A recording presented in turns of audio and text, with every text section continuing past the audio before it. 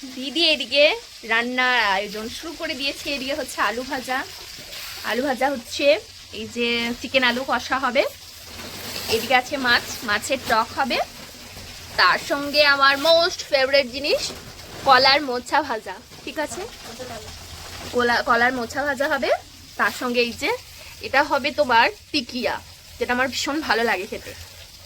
এটা হচ্ছে দুনিয়ার মোস্ট বোরিং কাজ, গোবিন্দভোগ চাল বাছা।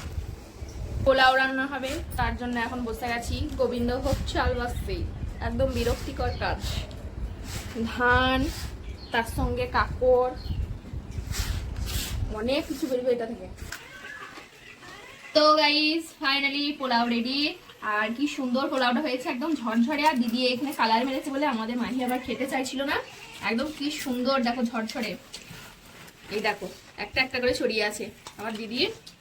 আমার দিদি পোলাওটা খুব সুন্দর করে, বিরিয়ানিটাও খুব সুন্দর করে। ঠিক আছে, আর এর সঙ্গে আছে স্যালাড, মাছের টক, আছে চিকেন আলু কষা, এটা হচ্ছে কলার মোচা ভাজা, আর তার সঙ্গে আছে আমার ফেভারিট ঠান্ডা ঠান্ডা, আর আছে তোমার টিকিয়া। এটা এখন আমি খাইনি, এই সবের সঙ্গে টিকিয়া আমার অতটা ভালো লাগে না। রাত্রেবেলায় সাদা ভাতের সঙ্গে টিকিয়াটা খাবো। ঠিক আছে, এখন মনা খাচ্ছে, আমি খাইনি। এখন আমি খাবো মাছের টক দিয়ে। আমার মাছের টক দিয়ে পোলাও খেতে এত ভালো লাগে। আর এতগুলো ভাত আমাকে কে দিয়েছে মা? তুমি?